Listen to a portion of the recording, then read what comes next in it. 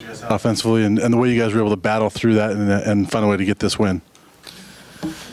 Definitely struggled on offense. It definitely starts with me, and I will be the first one to say that. I will be the first one to take the blame because the quarterback touches the ball every play, and for the majority of plays has a big deciding factor on how the outcome of each play will be. And so as an offense, we need to be better. We need to go back and look at film and see what we can do better as a whole. But overall, just happy to get the win, and I think it's a good testament that good teams really find a way to win, even when you're not playing at your best.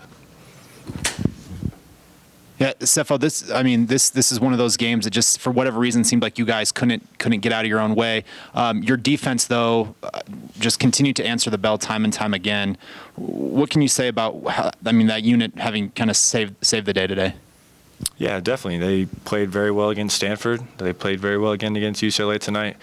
And it's just a testament of their hard work over the summer. I've went against those guys for a long time now, and I've seen them grow. And they're very good now, especially our secondary. I know they give up a couple of deep passes, but as a whole unit, they're doing really well at just carrying the team right now. And it's great for the team. But I think if the offense can get fired on all cylinders, we can make it a lot easier on ourselves.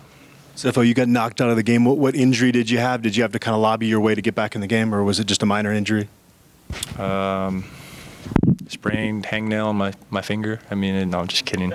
It's just a little stinger. It's nothing serious, and I just wanted to make sure that I could be able to play and be able to go out there and do the same things, even though I wasn't really playing that well at that time. Sefo, you guys just won your 7th game, which means you will finish over 500 no matter what. Does that mean anything to you? It does.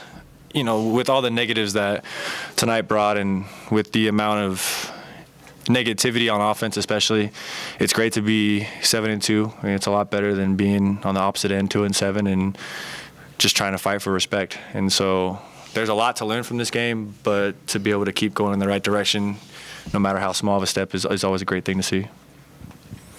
Sefo, just wondering, it's one thing to struggle on offense, but just wondering as a leader on the team, what you kind of thought of the sloppiness, the turnovers, and maybe some of the 15-yard penalties after the whistle, what you might say to the guys about some of that stuff. It's sloppy. If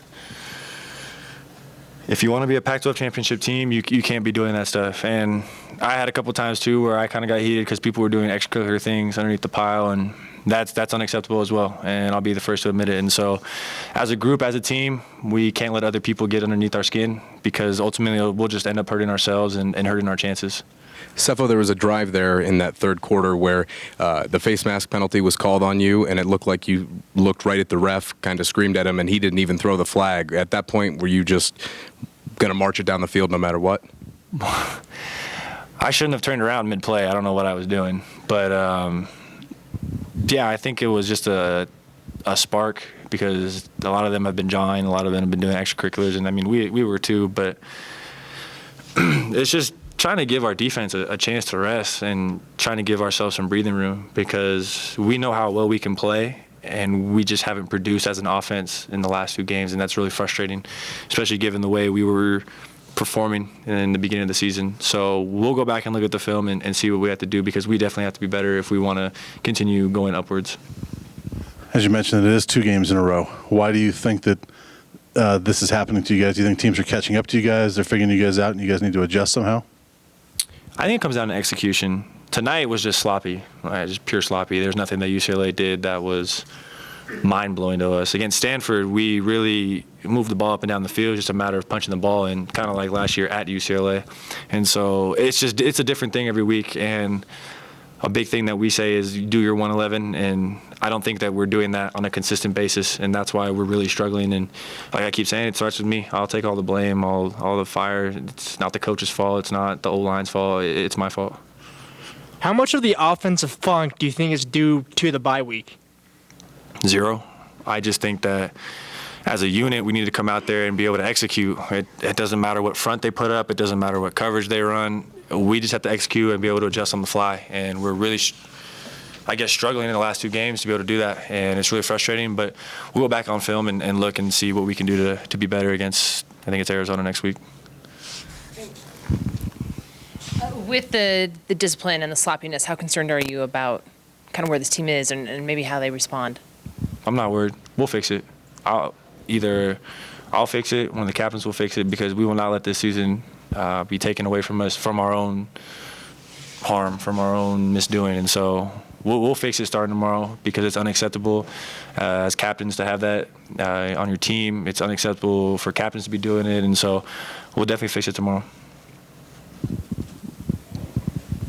Just wondering, when the offense is having a little trouble, what the relief is like when you see Oliver make a play like that on special teams to put you guys ahead by 10? It's probably the first time I smiled all night, to be honest, to see someone make a play like that. And I think the closest we'd been to a punt return since I've been here was Spruce last year against USC. And so to kind of see a big play on special teams, which hasn't really been our strong point this year, was a really big lift for the team to see that and to kind of get ourselves a bigger cushion and have not so much stress on the defense.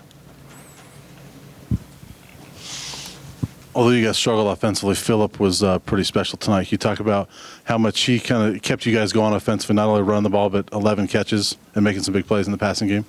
Yeah, definitely. I think that UCLA in that fact actually did it a little differently because we expected them to run with some of those shorter passes.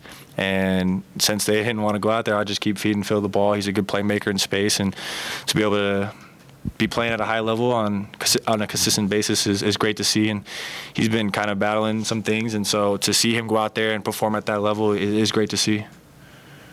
Any last questions for Sefo? Thanks, Scott.